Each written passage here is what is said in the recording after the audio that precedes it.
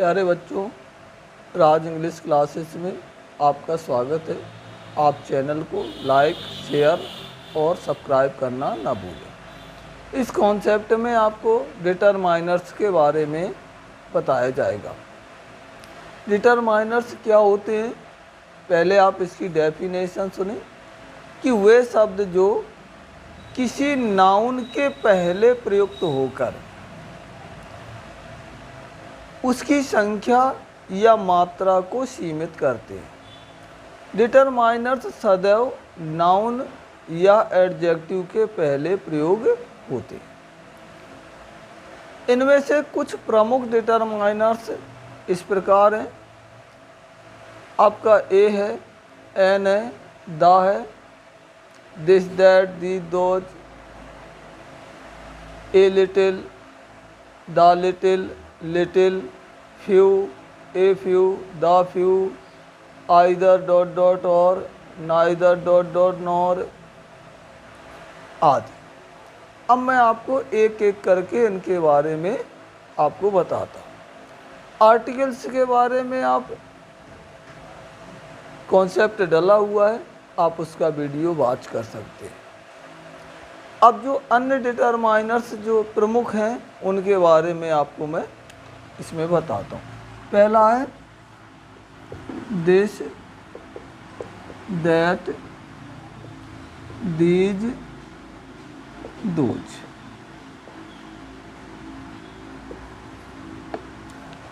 तो देखें, this means होता है यह, और ये निकटता,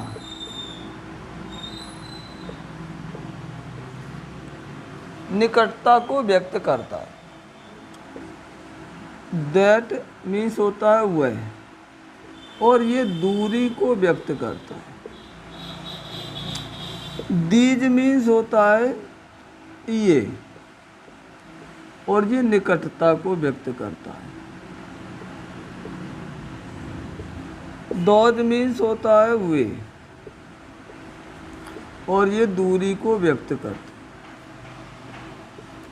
जिसमें ये दोनों आपके प्लूरल होते हैं और ये दोनों आपके सिंगुलर होते हैं। कहने का मतलब ये कि दिस और दीज सिंगुलर और प्लूरल में समीपता को या निकटता को दर्शाने के लिए, दैट और दोज सिंगुलर और प्लूरल में दूरी को व्यक्त करने के लिए प्रयोग किए जाते हैं। अब आप एग्जाम्पल से देखें तो और अच्छे से आप समझ जाएंगे।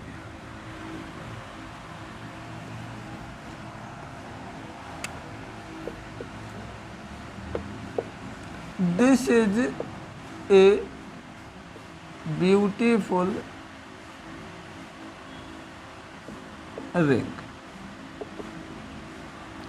This is a beautiful ring, ये आपकी सिंगुलर में निकटता को प्रदर्शित करता है। दूसरा देखें, that is an old house. That is an old house, तो ये दूरी को सिंगुलर में व्यक्त करता है। तीसरा एग्जाम्पल देखें, These are my books. These ये मेरी किताबें हैं, तो these are my books plural में निकटता को व्यक्त करने के लिए। Those are his toys. Those are his toys, ये उसके खिलौने। अब आप इस तरह से समझ सकते हैं कि दिस और दोज का प्रयोग बहुवचन में, दिस और दैट का प्रयोग एक वचन में किया जाता है। दूसरा है आपका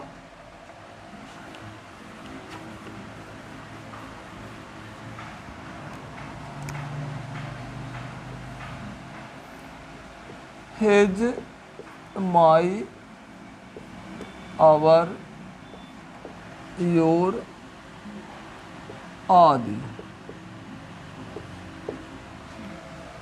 तो ये आपके पजेसिव प्रोनाउंस होते हैं जिनका हम किसी व्यक्ति या वस्तु पर अधिकार व्यक्त करने के लिए प्रयोग करते हैं। जैसे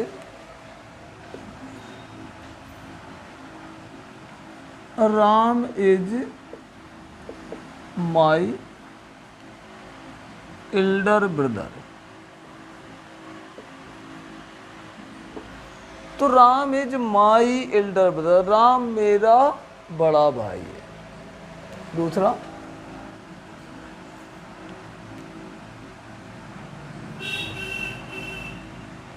दीज आर योर बुक्स। ये तुम्हारी किताबें हैं।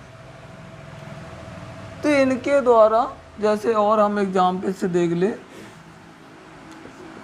ही डज हिज होमवर्क,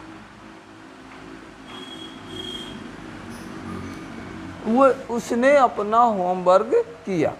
तो ये सभी आपके इज है, हिज है, योर है, माई है, ये पजेसिव प्रोनाउंस होते हैं और अधिकार व्यक्त करने के लिए डिटरमाइनर्स की भांति इनका प्रयोग किया जाता है। ठीक है, ये सभी होते हैं जितने भी his, her, my, your, their, ये सभी। ठीक है, अगला आप देखें, तीसरा नंबर है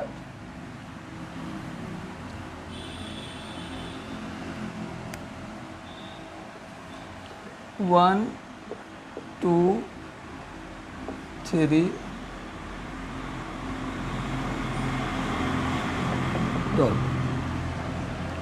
तो जो काउंटिंग्स होती हैं 1 से लेकर के आप जितना आगे तक आपको पता हो, 1 2 3 4 500 1000, ये सभी न्यूमेरिकल एडजेक्टिव जो होते हैं और ये संख्या को व्यक्त करते हैं। जैसे हरी हैज 1 रुपी नोट, हरी के पास 1 रुपए का नोट है। दूसरा, आई हैव 2 न्यू पेन्स, मेरे पास 2 नए पेन हैं।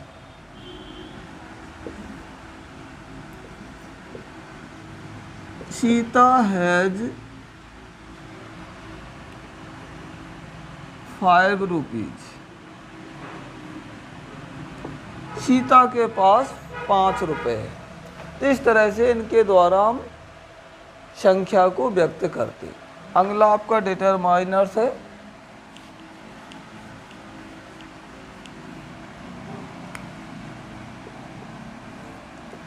सम, एनी, नो। यहाँ सम मीन्स होता है कुछ और ये पॉजिटिव होता है। पॉजिटिव से मतलब किसका प्रयोग हमेशा अफर्मेटिव सेंटेंस में होता है। एनी, कोई या कुछ। ये नेगेटिव प्लस इंटेरोगेटिव में प्रयोग किया जाता है। यानी जब हम कुछ के लिए सम का प्रयोग करेंगे तो अब हमारा वाक्य का अफर्मेटिव सेंटेंस होगा, और जब कुछ के लिए एनी का प्रयोग करेंगे तो या तो वाक्य नेगेटिव होगा या फिर वाक्य इंटेरोगेटिव होगा। नो मीन्स कुछ नहीं। यह भी आपका नेगेटिव में और इंटेरोगेटिव दोनों में प्रयोग कर सकते हैं। ठीक है, जैसे एग्जाम्पल देखिए, I have some money.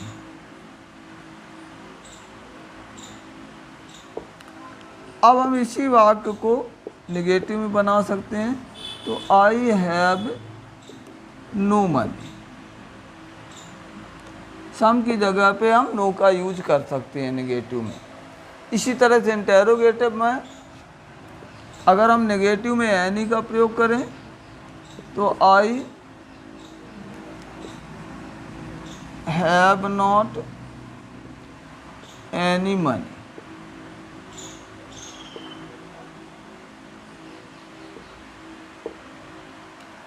Negative में जैसे सॉरी आपको इंटेरोगेटिव में बताया था, did he write any letter yesterday.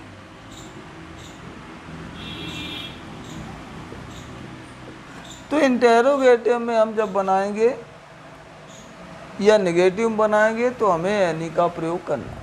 सम का प्रयोग आप केवल पॉजिटिव में करेंगे। इसके बाद अगला देखें आप,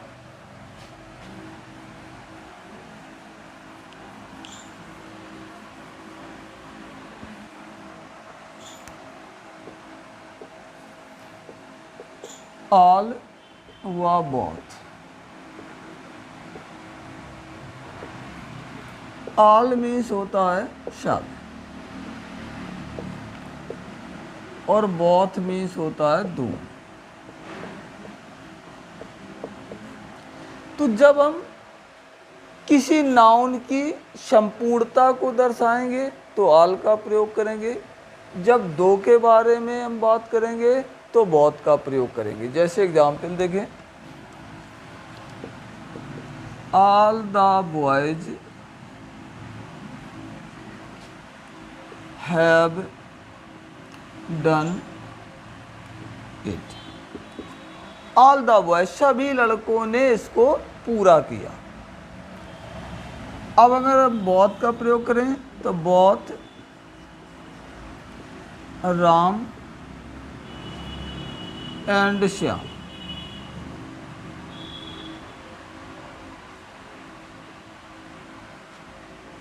केम हियर।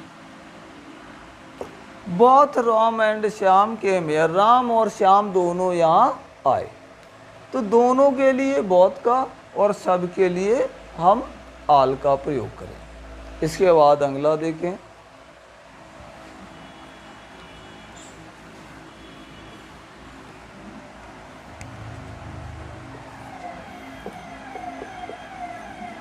आइदर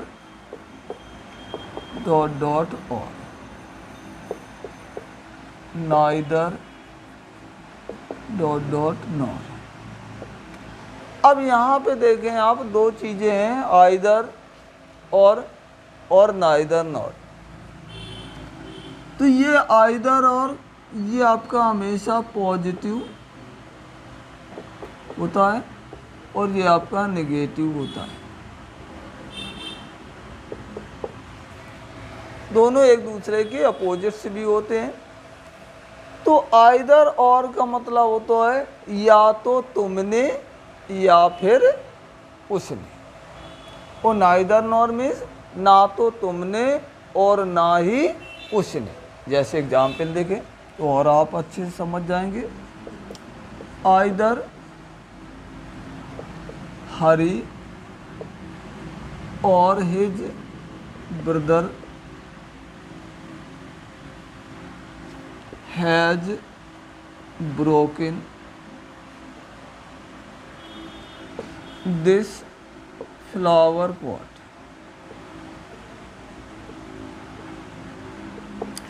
तो देखें, आइदर हरी या तो हरी ने और हिज ब्रदर या उसके भाई ने हैज ब्रोकन तोड़ा है दिस फ्लावर बेड, इस गुलदस्ते। फ्लावर बेस पॉट मान होता है गुलदस्ता। तो यहाँ पे दो में से एक के द्वारा कार्य होना निश्चित होता है, या तो इसने किया या फिर उसने किया। अब दूसरा एग्जाम्पल देखें आप, neither Meera nor Geeta has attend my class.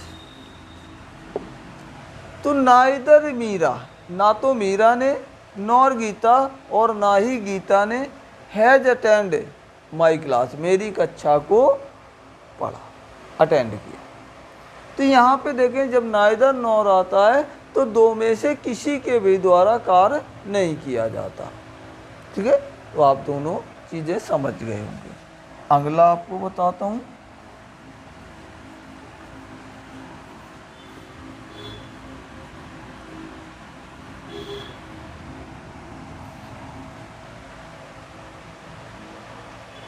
अगला है आपका 7वां, मच और मैनी।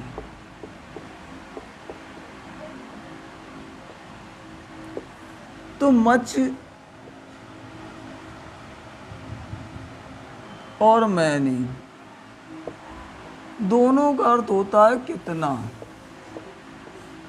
कितने, कितने। यही मच का अर्थ होता है, यही मैनी का अर्थ होता है। दोनों का अर्थ सेम है, लेकिन मैनी के द्वारा संख्या को व्यक्त किया जाता है और मच के द्वारा परिमाण को, क्वांटिटी को। जैसे एग्जाम्पल देखें, आई बॉट मच वेट, मैंने पर्याप्त, बहुत सा। यहाँ पे एक और अर्थ हो जाता है बहुत सा, बहुत सा, या बहुत से, या बहुत सी। दूसरा देखें, many boys have jumped into the river. बहुत से लड़के नदी में कूद गए। तो देखिए बॉयज की संख्या को हम काउंट कर सकते हैं, वेट की संख्या को हम काउंट नहीं कर सकते। तो जब काउंट वाली चीज़ें हो तो मैनी, अनकाउंट वाली हो तो मच का प्रयोग। इसके बाद अगला देखें आप,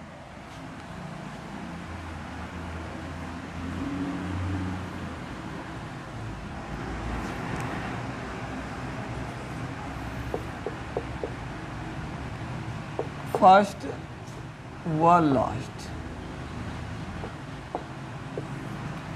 फर्स्ट मीन्स पहला और लास्ट मीन्स अंत। जैसे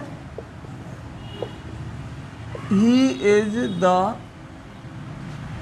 first boy to come here. He is the first boy, वह पहला लड़का है, टू कम हियर, यहाँ आने वाला। दूसरा देखें, they went to Kanpur by last train. They went to Kanpur by last train, वे अंतिम रेलगाड़ी के द्वारा कानपुर गए। तो प्रथम के लिए, पहले के लिए फर्स्ट और आखिरी वाले के लिए लास्ट। अब आते हैं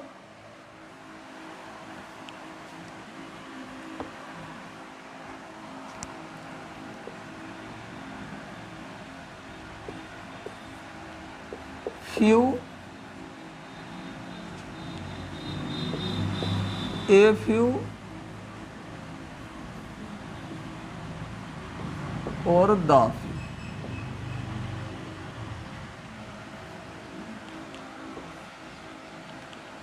लिटिल, ए लिटिल और द लिटिल।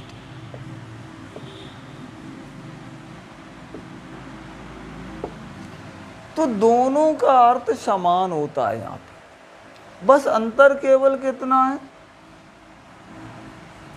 कि ये वाली चीज़ें संख्या के लिए प्रयोग होती हैं और ये वाली मात्रा के लिए। यानी फ्यू का प्रयोग क्वालिटी के उसके नंबर के लिए और लिटिल का प्रयोग क्वांटिटी के लिए। अब मैं आपको इन सबके अर्थ क्लियर कर देता हूँ। फ्यू और लिटिल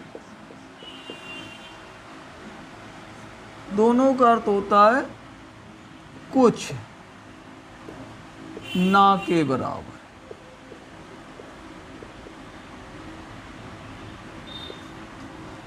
यानी कुछ ना के बराबर।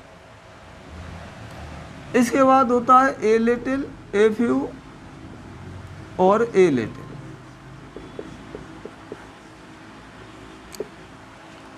कुछ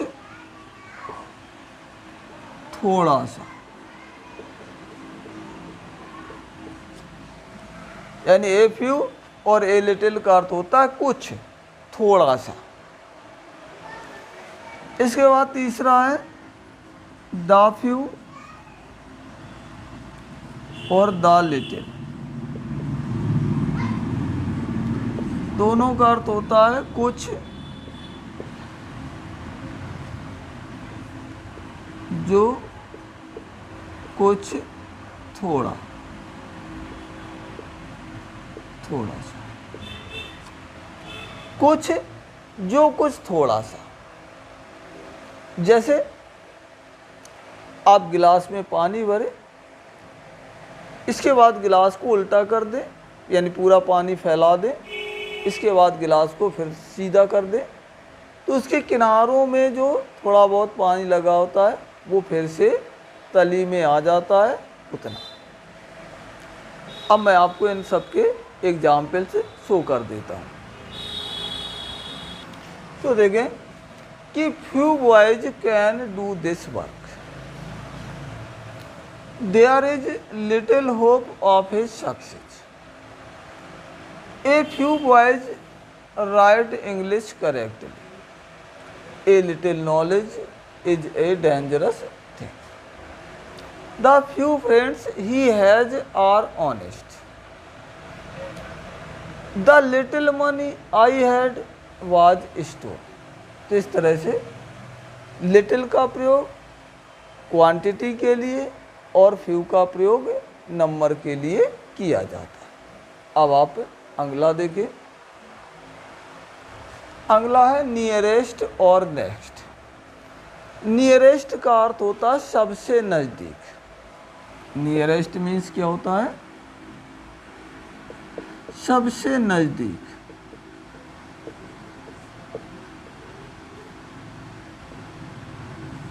और ये दूरी को व्यक्त करता है। और नेक्स्ट मीन होता है के बाद या अगला। ये क्रम बताता है। तो नियरेस्ट के द्वारा दूरी को व्यक्त करने के लिए और नेक्स्ट के द्वारा क्रम को व्यक्त करने के लिए प्रयोग किया जाता है। जैसे एग्जाम्पल देखिए, what is the nearest market from your house. तुम्हारे घर से सबसे नजदीकी मार्केट कौन सा है? दूसरा,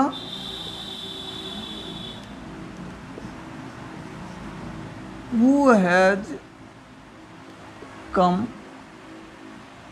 next. Who has come next. या और देखें,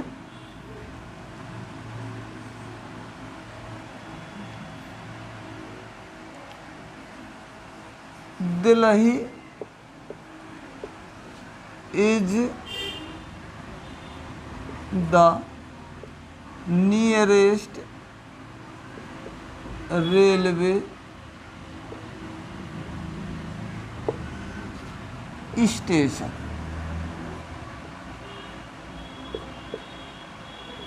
from my village। तो Delhi is the nearest railway station from my village.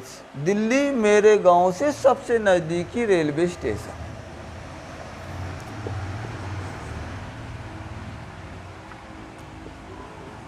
He is my next door neighbour.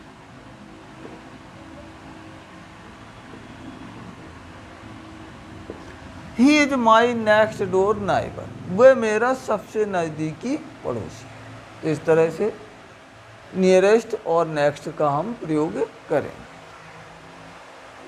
इसके बाद लास्ट है फर्दर और फर्दर। फर्दर मीन्स होता है अधिक दूर, और ये दूरी को व्यक्त करता है। और फर्दर मतलब के अतिरिक्त।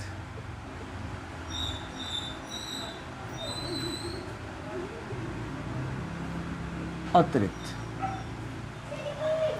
तो फर्दर का हम अतिरिक्त के अर्थ में और फर्दर का अर्थ दूरी के रूप में प्रयोग करते हैं। जैसे एग्जाम्पल देखिए, पटना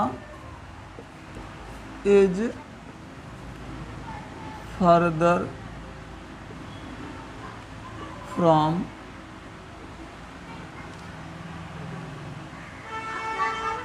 सोनेपुर देन छपरा। तो Patna is further from Sonepur than Chhapra. अब दूसरा देखें हम, has he anything further to say. Has he anything further to say, क्या और कुछ कहने के लिए आगे है। या एक एग्जाम्पल और देखें, further argument is not required। Further argument is not required.